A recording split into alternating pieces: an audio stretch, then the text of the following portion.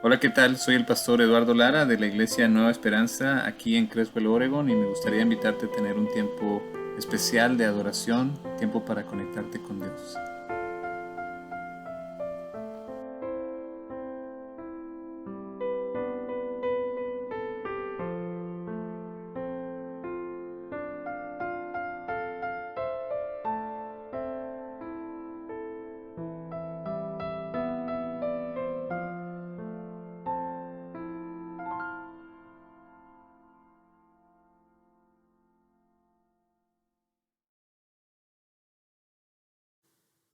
Dios cumple sus promesas. Ha resucitado el Señor verdaderamente. Hoy celebramos el domingo de resurrección, el domingo de victoria sobre la muerte y sobre el pecado, de la victoria de nuestro Señor Jesucristo. Dice así Mateo 12, 38 al 41. Algunos de los fariseos y de los maestros de la ley le dijeron: Maestro, queremos ver alguna señal milagrosa de parte tuya. Jesús les contestó: Esta generación malvada y adúltera pide una señal milagrosa, pero no se le dará más que la señal del profeta Jonás.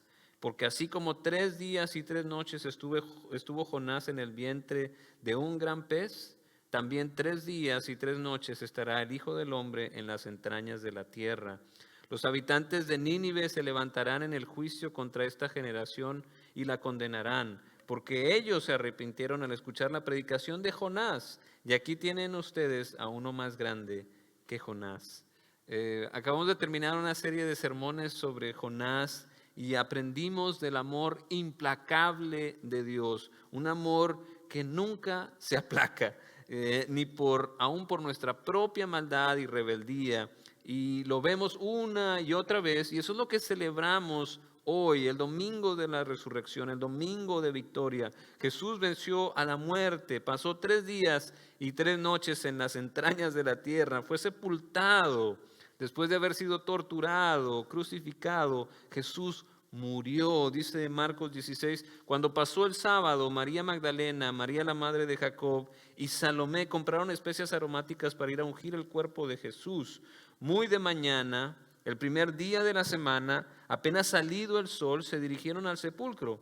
Iban diciéndose unos a otros: ¿quién nos quitará la piedra de la entrada del sepulcro? Pues la piedra era muy grande. Pero al fijarse bien se dieron cuenta que estaba corrida. Al entrar al sepulcro vieron a un joven vestido con un manto blanco, sentado a la derecha, y se asustaron. No se asusten, les dijo, ustedes buscan a Jesús el Nazareno, el que fue crucificado. Ha resucitado, no está aquí. Miren el lugar donde lo pusieron. Pero vayan a decirle a los discípulos y a Pedro: Él va delante de ustedes a Galilea, allí lo verán, tal como les dijo. Aleluya, Dios cumple sus promesas. El ángel les dijo: no se asusten, ustedes buscan a Jesús el Nazareno, el que fue crucificado, ha resucitado, no está aquí. Jesús cumplió su promesa de dar esa señal milagrosa de 3 días. Y no era una sorpresa, sí era difícil de creer, pero no era una sorpresa porque Jesús les había enseñado varias veces que el Hijo del Hombre tiene que sufrir muchas cosas y ser rechazado por los ancianos, por los jefes de los sacerdotes y por los maestros de la ley. Es necesario que lo maten y que a los 3 días resucite. Estoy leyendo Marcos 8, 31 al 38. Hablo de esto con claridad. Pedro lo llevó aparte y comenzó a reprenderlo, pero Jesús se dio la vuelta, miró a sus discípulos y reprendió a Pedro. Aléjate de mí, Satanás, le dijo, tú no piensas en las cosas de Dios, sino en las de los hombres. Entonces llamó a la multitud y a sus discípulos. Si alguien quiere ser mi discípulo, les dijo, que se niegue a sí mismo, lleve su cruz y me siga. Porque el que quiera salvar su vida la perderá, pero el que pierda su vida por mi causa y por el Evangelio la salvará. ¿De qué sirve ganar el mundo entero si se pierde la vida? ¿O qué se puede dar a cambio de la vida? Si alguien se avergüenza de mí, de mis palabras, en medio de esta generación adúltera y pecadora, también el Hijo del Hombre se avergonzará de él cuando venga en la gloria de su Padre con sus santos ángeles. No era un secreto. Él estaba hablando de la cruz, estaba hablando de los sufrimientos, estaba hablando que lo iban a matar, y hasta sus enemigos lo sabían, lo entendían, y por eso pidieron al gobernador que pusiera una guardia en la tumba de Jesús. Por eso la resurrección nos afirma y nos dice que podemos confiar en todas las promesas que tenemos a nuestro favor. Confíen en mí, yo he vencido al mundo, dice a los discípulos, ya ha resucitado Jesús. Y cuando Jesús dice, yo voy a tener un lugar en la casa de mi Padre para ustedes, lo va a cumplir. Cuando dice, yo los voy a resucitar, lo va a cumplir. Cuando dice, yo les voy a dar vida, vida en abundancia, lo va a cumplir. Cuando dice, yo vivo, también ustedes, porque yo vivo, ustedes también vivirán, lo va a cumplir. Cuando dice, yo voy a regresar otra vez y voy a consumar el reino, voy a venir por mi iglesia, lo va a cumplir. Sus palabras se hace en realidad en los tiempos de Dios. Sus promesas se van a cumplir todas. Lo que también tenemos que considerar es este tough love, este amor que no es solo miel sobre hojuelas. El Padre cumple sus promesas, Dios cumple sus promesas, y eso suena bien, pero también hay un lado que tenemos que evaluar. Hay promesas que Dios ha hecho que nos deben de ayudar a madurar en la fe y a ser responsables, como promesas de qué es lo que va a pasar con la gente que no se arrepiente, consecuencias del pecado. Dicen los psicólogos que no hay que usar amenazas con los hijos, sobre todo las que son muy severas y que no pensamos cumplir.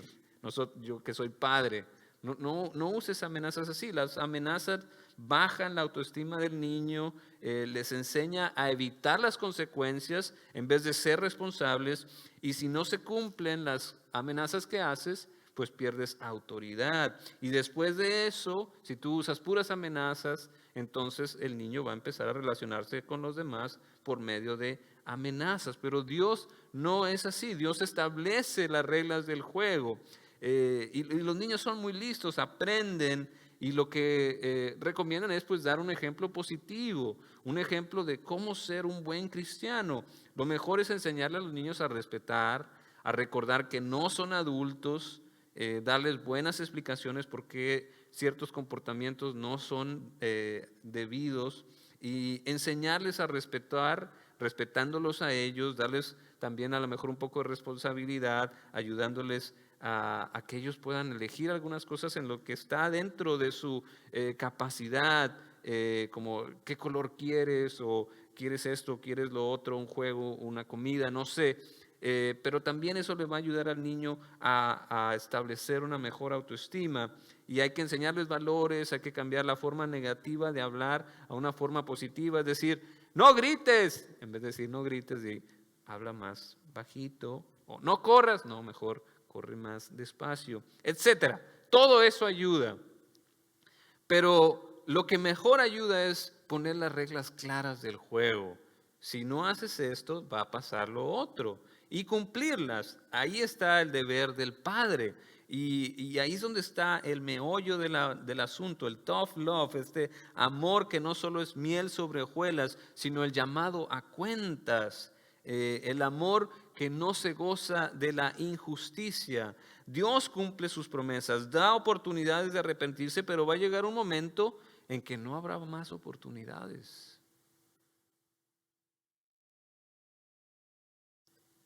Hay promesas que hay que tener cuidado, porque Dios las va a cumplir todas.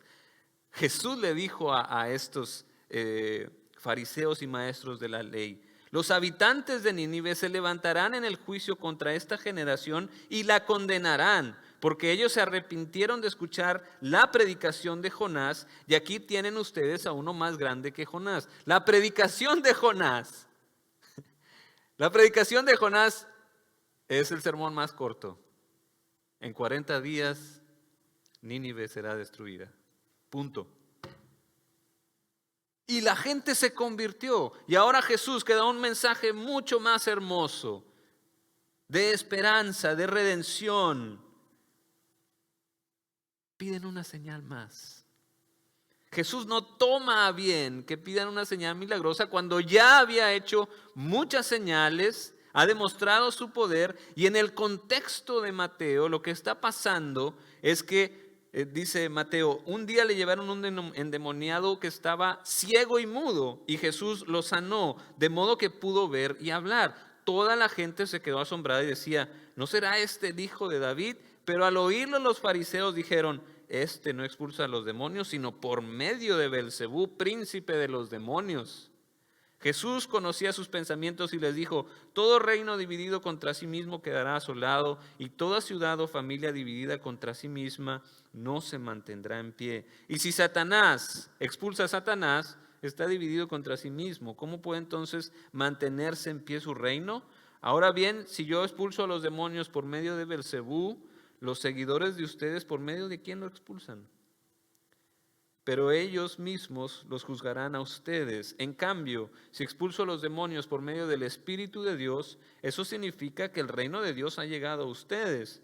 ¿O cómo puede entrar alguien a la casa de un hombre fuerte y arrebatarle sus bienes a menos de que primero lo ate? Solo entonces podrá robar su casa. El que no está de mi parte está contra mí. El que conmigo no recoge, esparce. Por eso les digo a todos, se les podrá perdonar todo pecado y toda blasfemia, pero blasfemia contra el Espíritu Santo no se le perdonará a nadie. A cualquiera que pronuncie alguna palabra contra el Hijo del Hombre se le perdonará, pero el que hable contra el Espíritu Santo no tendrá perdón ni en este mundo ni en el venidero. No le cayó en gracia a Cristo que llamaran Satanás o el enemigo al mismísimo Espíritu Santo. Se puede perdonar todo, pero nada en contra del Espíritu Santo. Y va a haber chance, pero tienes que pedir chance. Va a haber un hasta aquí y va a haber un juicio. Y hay una promesa de que el mal se va a acabar, que el enemigo y sus seguidores y todos los que no se arrepientan, ellos van a tener un final diferente a estar con Jesús. Esa promesa también se va a cumplir. Dios cumple sus promesas. Y enseña esto Jesús, dice, el reino de los cielos será entonces como 10 jóvenes solteras que tomaron sus lámparas y salieron a recibir al novio. 5 de ellas eran insensatas y 5 prudentes. Las insensatas llevaron sus lámparas, pero no se abastecieron de aceite. En cambio, las prudentes llevaron sus vasijas de aceite junto con sus lámparas, y como el novio tardaba en llegar, a todas les dio sueño y se durmieron. A medianoche se oyó el grito, ¡ahí viene el novio! ¡Salgan a recibirlo! Entonces todas las jóvenes se despertaron y se pusieron a preparar sus lámparas. Las insensatas dijeron a las prudentes, denos un poco de su aceite para nuestras lámparas que se están apagando. No, respondieron estas, porque así no va a alcanzar ni para nosotras ni para ustedes. Es mejor que vayan al quien vende aceite y compren para ustedes. Pero mientras iban a comprar el aceite, llegó el novio y las jóvenes que estaban preparadas entraron al banquete de bodas y se cerró la puerta. Después llegaron también las otras. Señor, Señor, suplicaban, ábrenos la puerta. No las conozco, respondió él. Por tanto, agregó Jesús, manténganse despiertos, porque no saben ni el día ni la hora. Hoy es el día de salvación. Hoy Jesús llama a tu puerta, quiere tu atención, quiere una relación de amor contigo y mostrarte cómo es la vida abundante. Así que arrepiéntete, vuélvete a Él para que puedas gozar de todo lo que quiere darte, perdón de pecados, vida eterna. Dios ha cumplido su palabra y ha provisto un plan de salvación para sacarnos del quebranto por medio del arrepentimiento, por medio de estas buenas noticias en Cristo. Cuando tú aceptas a Cristo como tu maestro, cuando te haces su discípulo, cuando te haces, aceptas que Jesús es el Rey, como el Señor, y le das tu vida para que Él perdone tus pecados y ya el pecado no siga siendo tu dueño, entonces tienes salvación. Dios va a cumplir sus promesas, va a haber un juicio. Hay promesas buenas y hay promesas que no son tan buenas si eres pecador. Entonces La promesa va a llegar, el juicio va a llegar. Entonces hay que ser prudentes en vez de insensatos, porque la puerta se va a cerrar un día y tú te puedes quedar afuera si no aceptas a Cristo como tu Señor y Salvador. Mejor, hoy es el día de salvación, acéptalo y vive seguro. Cuando venga el tiempo, cuando venga el juicio, tú vas a ser como alguien sabio, como alguien que ha sido prudente y ha rescatado su vida del pecado por medio del plan que Dios ha dado a través de Jesucristo. Dios cumple sus promesas, ha resucitado el Señor y nos ha dado esperanza. Él ha resucitado y Él puede darnos salvación a todo el que venga a Él. Amén, amén. Me alegraré, me alegraré, me alegro, me alegro, me alegraré, me alegraré, me alegraré, me alegro, me alegro, me alegraré en el Señor, porque me ha dado razón de vivir. Vivir es Cristo y morir ganancia. Y el privilegio de amar y servir, aunque signifique mucho sufrimiento, me alegraré, me alegraré, me alegraré. Me alegro, me alegro, me alegraré, me alegraré, me alegraré, me alegro, me alegro, me alegraré en el Señor, porque me ha dado razón de entender que Él me ampara en cualquier momento. Por su palabra puedo comprender que en medio de pruebas Dios nos da sustento. Me alegraré, me alegraré, me alegraré, me alegro, me alegro, me alegraré, me alegraré, me alegraré, me alegro, me alegro, me alegraré en el Señor. Amén. Dios los